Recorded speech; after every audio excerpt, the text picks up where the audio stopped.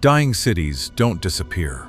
They transform into something stranger and more permanent than the living versions ever were. Pripyat had 50,000 residents on the morning of April 26, 1986.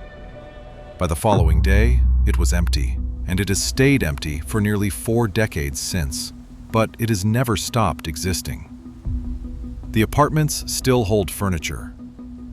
The Ferris wheel still stands in the amusement park that never officially opened. The swimming pool still has lane markers painted on the bottom. Children's shoes are still arranged in rows in the kindergarten cloakroom.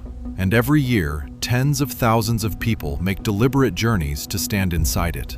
Not to mourn it, not out of morbid curiosity, but to experience something they cannot find anywhere else on Earth. Fordlandia, deep in the Brazilian Amazon, was Henry Ford's attempt to transplant American industrial civilization into the jungle.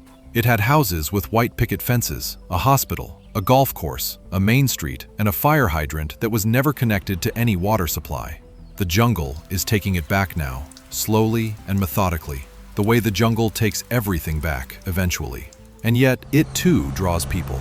Researchers, photographers, historians, the simply curious, who travel for days through river country to reach a place that failed completely and spectacularly at everything it was built to do. The question is not why these cities died. The question is why, having died, they refuse to disappear. And the answer to that question turns out to say something important about what cities actually are and what human beings actually need from the places they build. To understand what abandoned cities become, you have to start with what they were meant to prove. Every city is a bet on the future, but some cities are more than bets. They are arguments. Pripyat was built in 1970 specifically to house workers at the Chernobyl Nuclear Power Plant, a monument to Soviet confidence in atomic energy, designed from the ground up as a model socialist city. It had parks, schools, cultural centers, a cinema, a sports complex, and a demographic so young that the average age of its residents was 26. It was not just housing, it was a statement. The statement was that the Soviet Union had mastered the most powerful force in nature and could build paradise on top of it. The very existence of Pripyat was meant to demonstrate that atomic energy was not dangerous. It was domesticated.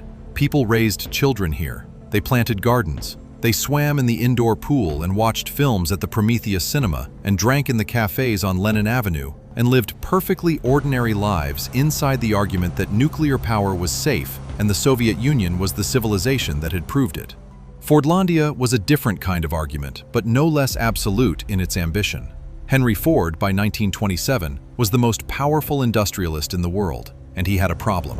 The rubber needed for his automobile tires came almost entirely from British-controlled plantations in Southeast Asia, and Ford found this dependency intolerable. The Amazon had once been the world's primary source of natural rubber. Ford decided to bring it back, under American management, on American terms, according to American methods. He sent agents to Brazil, acquired a land grant the size of Connecticut from the state of Pará, and began building. Not just a plantation, a city. Fordlandia would have everything that Ford considered necessary for productive American workers. Single-family homes with gardens, a hospital, schools, a library, an ice cream parlor, a bandstand for Saturday concerts, and a strict prohibition on alcohol and what Ford called immoral behavior. Workers would be paid American wages, eat American food, live American lives. The Amazon would simply be the backdrop. Ford had never visited Brazil. He sent his people there with blueprints drawn up in Michigan and instructions to build exactly what the blueprints described, regardless of what the land or the climate or the people actually required. Both of these cities were built by men who believed that will and capital and ideological certainty were sufficient to override the local conditions of reality. And both of them were destroyed by the specific local conditions they had chosen to ignore. The evacuation of Pripyat began at 14 minutes past 2 in the afternoon on April 27, 1986, 36 hours after the explosion at reactor number 4. Residents were told to bring documents and enough clothing for 3 days. They were explicitly told that this was a temporary precaution. A woman named Lyudmila left a pot of borscht on the stove. A teacher named Alexander left a lesson half-chalked on a blackboard. Parents left children's drawings pinned to walls. A family left a birthday cake on the kitchen table, still in its box, for a party that had been planned for that afternoon. The buses came in a convoy of over 1,000 vehicles, and the 50,000 residents of Pripyat got on them and left their city exactly as it was, not packed, not prepared, not staged, in the exact condition of a place whose inhabitants have stepped out for a few hours and fully expect to return. The Soviet authorities had specific reasons for this approach.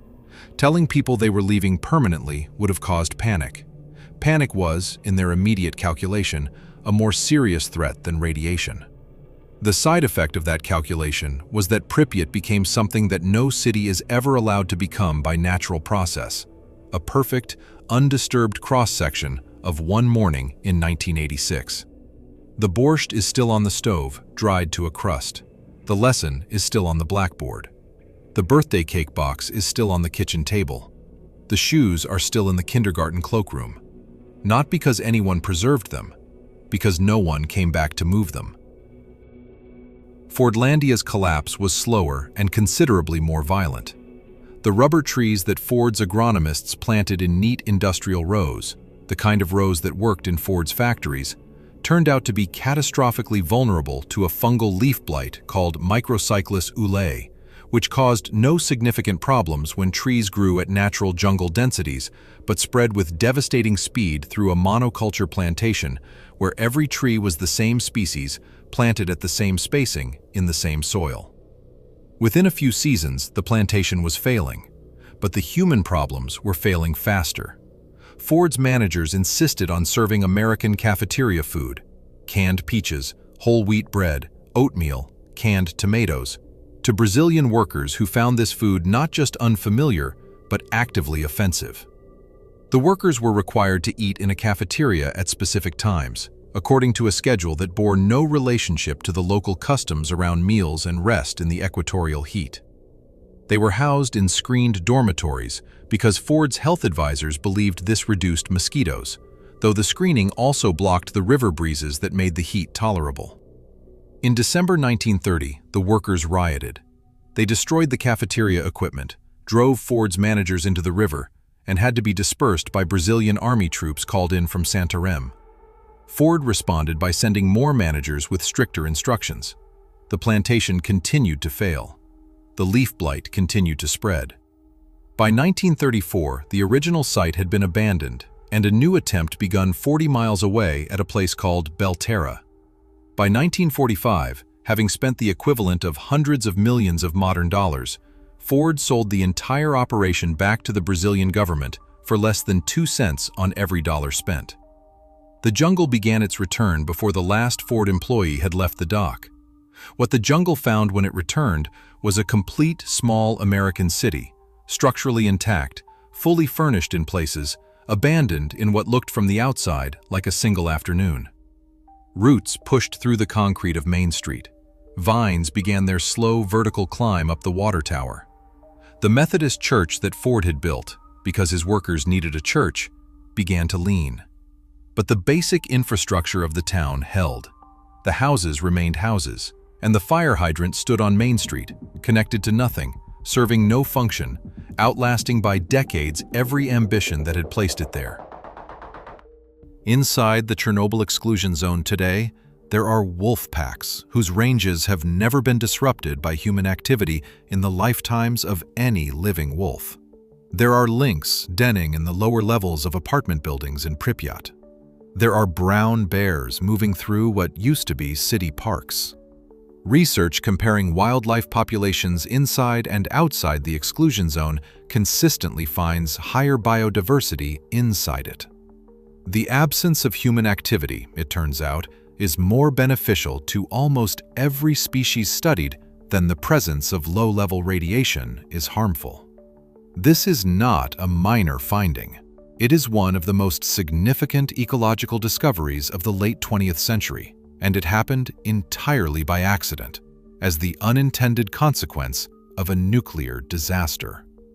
Pripyat is simultaneously one of the most severely damaged human environments ever created and one of the richest wildlife habitats in the whole of Europe. The radiation levels in the city itself today are, in most areas, comparable to those experienced during a long international flight. Brief visits carry negligible measurable risk.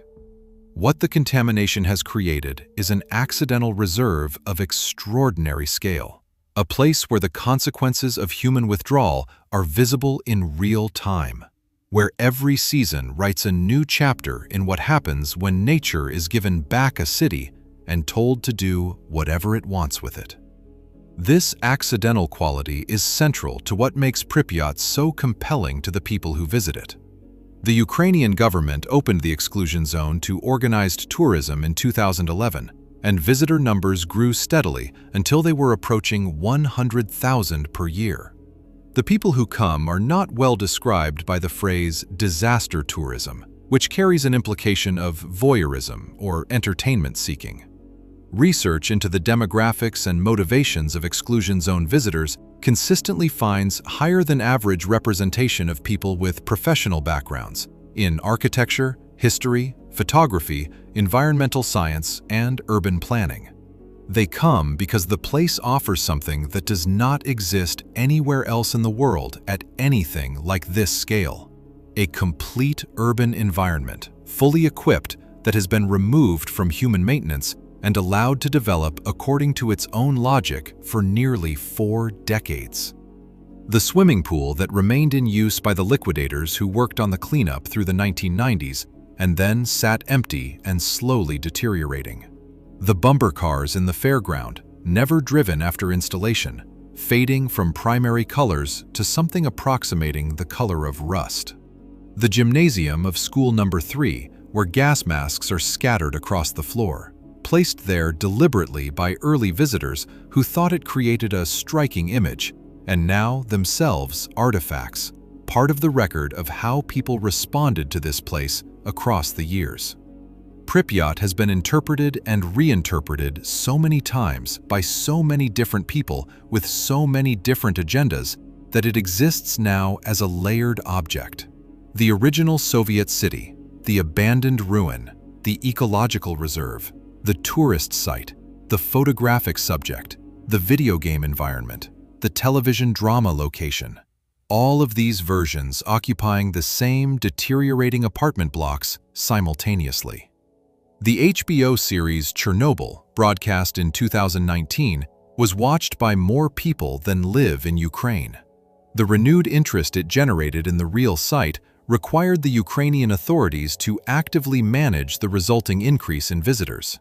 A city that generates this level of ongoing cultural production and human attention is not, in any meaningful sense, dead. Fordlandia operates on a smaller scale, but by the same logic.